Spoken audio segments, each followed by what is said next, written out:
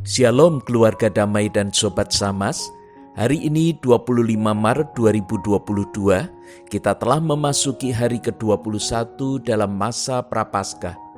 Renungan hari ini mengambil tema pelayanan untuk pendamaian.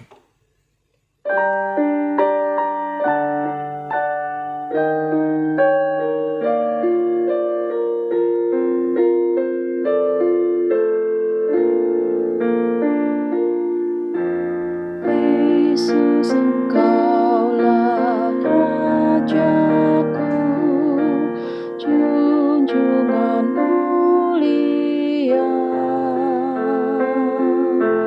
Kan ku kenang sengsaramu di bukit Golgota. Kan ku kenang Getsemani, kan ku kenang sesak keji. Sungguh ajaib kasih-Mu, pimpinlah hidupku.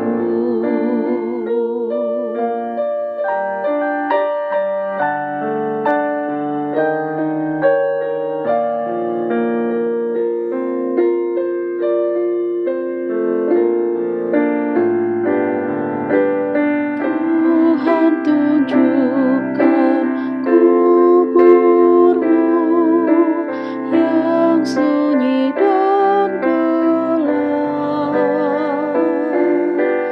Malak surgawi yang teguh berjaga tak lelah.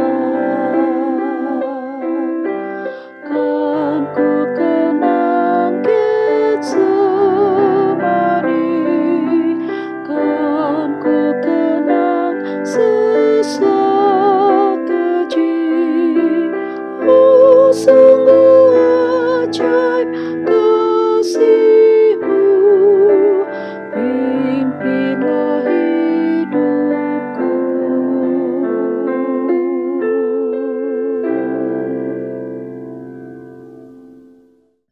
Mari kita berdoa memohon Roh Kudus menolong kita untuk memahami pelayanan pendamaian Kristus. Ya Allah, kami bersyukur telah diperdamaikan dengan Allah melalui pengorbanan Kristus. Berikan kami pengertian agar dapat memahami peran kami dalam mengisi masa hidup ini. Dalam nama Kristus, Sang Pendamai kami berdoa. Amin. Bacaan hari ini diambil dari 2 Korintus 5 ayat 6 sampai 21. Secara khusus saya akan membacakan ayat 6, 7, 15, 17, dan 18. Ayat 6. Maka oleh karena itu hati kami senantiasa tabah, meskipun kami sadar bahwa selama kami mendiami tubuh ini, kami masih jauh dari Tuhan. 7. Sebab hidup kami ini adalah hidup karena percaya, bukan karena melihat. 15. Dan Kristus telah mati untuk semua orang, supaya mereka yang hidup tidak lagi hidup untuk dirinya sendiri, tetapi untuk Dia yang telah mati dan telah dibangkitkan untuk mereka. 17. Jadi siapa yang ada di dalam Kristus, ia adalah ciptaan baru. Yang lama sudah berlalu, sesungguhnya yang baru sudah datang. 18. Dan semuanya ini dari Allah, yang dengan perantaraan Kristus telah mendamaikan kita dengan dirinya dan yang telah mempercayakan pelayanan pendamaian itu kepada kami. Bagian ini berbicara tentang hidup kita di dunia yang bersifat sementara. Saat kita masih tinggal dalam tubuh fana dan tidak tahu kapan akan berpindah ke rumah Allah yang kekal. Ada 2 sikap yang muncul dalam merespon keadaan ini, yaitu yang pertama adalah pandangan yang menganggap bahwa hidup ini adalah tujuan akhir, sehingga kita harus berjuang mati-matian untuk mendapatkan segala sesuatu yang diingini, sekaligus berusaha menikmatinya sepuas-puasnya. Hidup ini adalah puncak pencapaian, kebanggaan, dan apapun harus dilakukan untuk mendapatkan status dan semua yang diingini.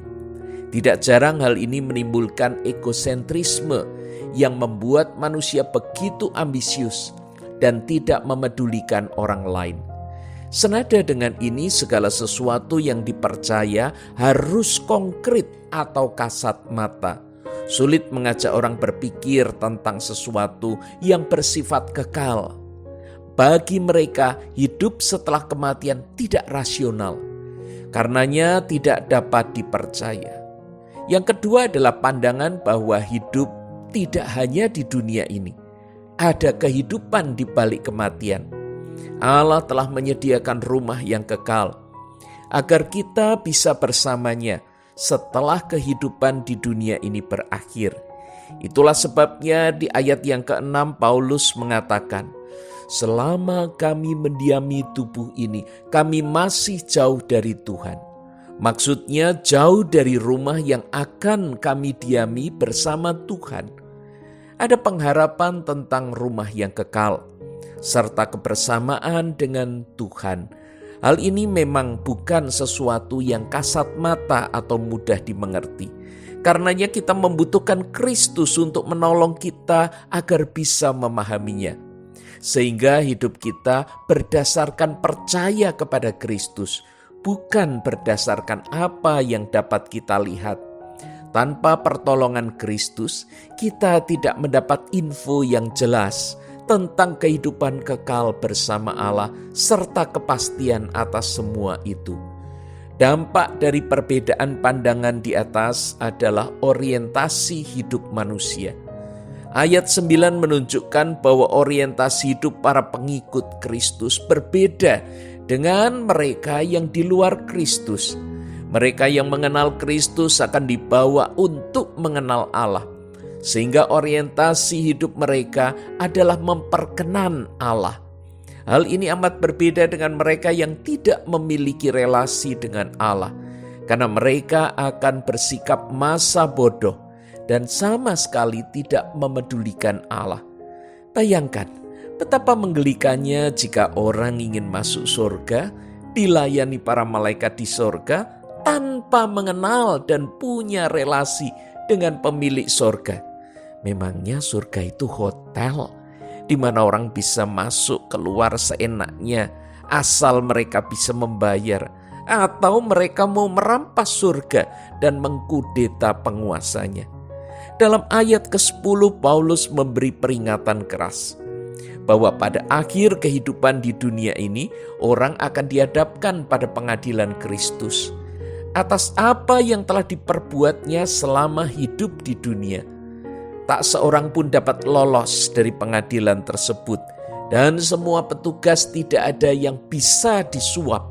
Keputusan di sana adalah keputusan final, menerima hidup kekal bersama Allah di surga yang mulia, atau kematian kekal dalam neraka yang mengerikan. Namun jika ayat ini diterapkan apa adanya, maka tidak seorang pun akan bisa selamat dalam pengadilan tersebut.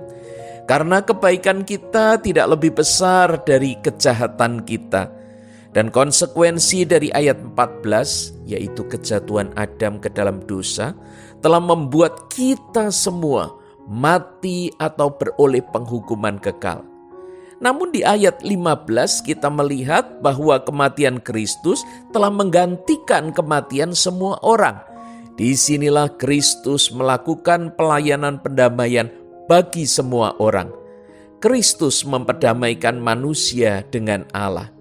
Hanya orang-orang yang menerima Kristus yang memberikan dirinya untuk digantikan oleh Kristus yang dapat diperdamaikan dengan Allah dan menerima hidup kekal. Jadi orang yang menerima Kristus sebagai juru selamatnya juga harus menerima kenyataan bahwa dirinya telah diperdamaikan dengan Allah.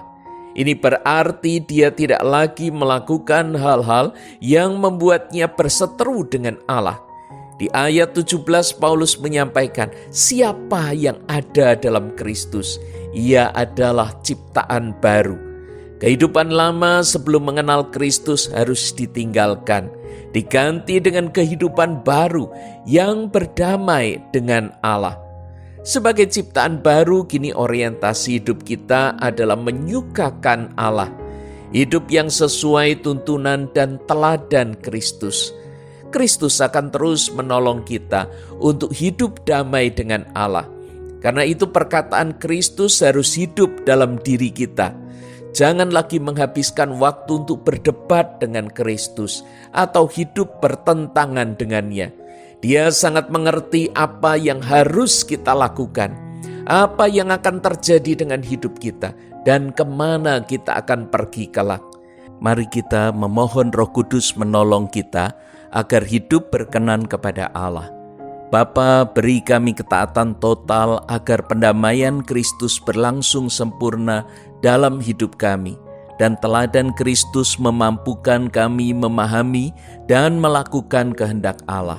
Dalam penundukan diri kepada Kristus, kami mengawali hidup kami. Amin. Sobat Samas dan keluarga damai, pelayanan pendamaian Kristus membuat kita berdamai dan hidup menyukakan Allah.